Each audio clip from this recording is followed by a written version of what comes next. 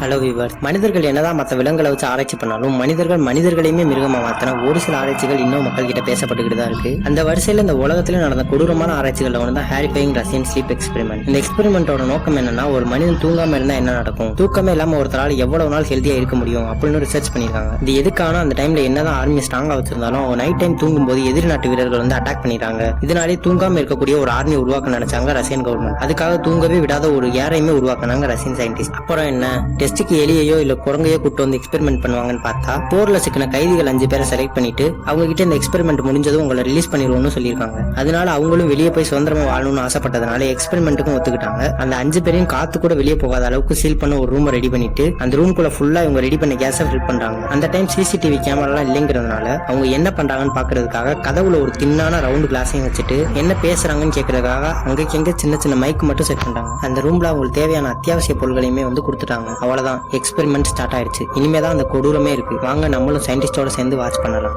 இந்த எக்ஸ்பெரிமெண்ட் ஆரம்பிச்சு first 4 days வரைக்கும் எந்த ப்ராப்ளமும் இல்லாம நல்லா தான் எப்பவும் போல வீடை பத்தியும் அவங்க பர்சனலை பத்தியும் பேசிட்டு இருந்தாங்க. பட் 5th day ஸ்டார்ட் ஆச்சு. கொஞ்சம் கொஞ்சமா அவங்க செயல்லையும் அவங்க பேச்சிலையும் மாற்றம் தெரிய ஆரம்பிச்சிருக்கு. ஒருத்தர் திட்டுறதுன்னும் எல்லாத்துக்கும் காரணம் நீதான், உன்னாலதான் நம்ம இன்னைக்கு இங்க மாட்டிக்கிட்டு இருக்கோம் அப்படின்னு சொல்லியும் சண்டை போட ஆரம்பிச்சிருக்காங்க. 6வது நாள் ஆரம்பிக்குது. அங்க இருந்து யாருமே ஒருத்தர் பேசாம ரொம்பவும் சைலண்டா இருந்திருக்காங்க. என்ன நடக்குதுன்னு சயின்டிஸ்டுக்குமே ஒண்ணுமே புரியல. அன்னைக்கு மதியம் போலவே அவங்க எதுக்காக அங்க இருக்காங்க, எதுக்காக இந்த எக்ஸ்பெரிமெண்ட் ஒத்துக்கிட்டாங்க அப்படின்னு எந்த சம்பந்தமே இல்லாம மனநலம் பாதிக்கப்பட்டவங்க மாதிரியே புலம்ப ஆரம்பிச்சிருந்திருக்காங்க. இந்த டைம்லயே அவங்க வெளியே கொண்டு வந்திருந்தா அவங்க காப்பாத்திருக்கலாம். ஆனா ரஷ்யன் சயின்டிஸ்டுக்கு அதுல சுத்தமா விருப்பம் இல்லை. என்னதான் நடக்குதுன்னு பாப்போம்னு அப்படியே விட்டுட்டாங்க. அதுக்கடுத்து 7வது நாள் 8வது நாள் இதே தான் கண்டினியூ ஆகுது. சரியா 9வது நாள் சாயங்கால நேரத்துல அந்த ரூம்ல ஒருத்தர் மட்டும் தன்னுடைய தொண்டை ஜவ்வு கிளியற அளவுக்கு கத்திக்கிட்டே ஓடிட்டு இருந்திருக்காரு 3 மணி நேரம் வரைக்கும். அதை அவர் நிறுத்தாம கத்திக்கிட்டே இருந்ததுனால அவரோட கிழிஞ்ச தொண்டையில இருந்து சவுண்ட் வராம வெறும் காத்து மட்டும் தான் வந்திருக்கு. இதுல என்ன ஒரு ஹைலைட்னா, அவர் கத்திக்கிட்டே ஓடினதை கூட இருந்த 4 பேரும் கண்டுக்கவே இல்லை.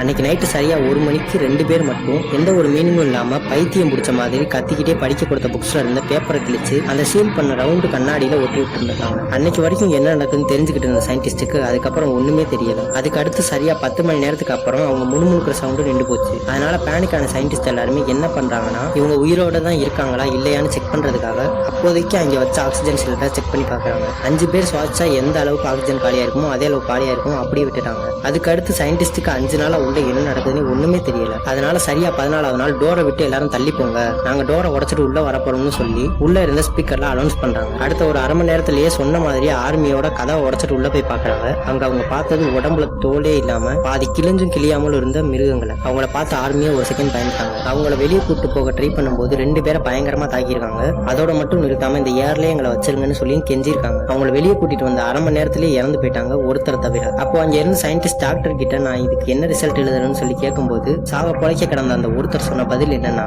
இன்னமா உங்களுக்கு தெரியல, நான் தான் உங்க எல்லாருக்குள்ளேயும் உறங்கிட்டு இருக்க முடியும், என்ன தூங்கவில்லைன்னா எல்லாரும் என் நிலைமையில தான் இருப்பீங்க அப்படின்னு சொல்லிட்டு அவனும் செத்து போயிட்டாரு. இதுல சாட்டிஸ்பாக்சன் ஆன இந்த சயின்டிஸ்ட் எக்ஸ்பெரிமெண்ட்டே அதோட போஸ்ட் பண்ணிட்டாரு. இந்த வீடியோ உங்களுக்கு பிடிச்சிருந்தா ஒரு லைக் பண்ணுங்க. இது மாதிரியான கொடூரமான வீடியோஸ் பார்க்கறதுக்கு மறக்காம நம்ம சேனலை சப்ஸ்கிரைப் பண்ணிக்கோங்க.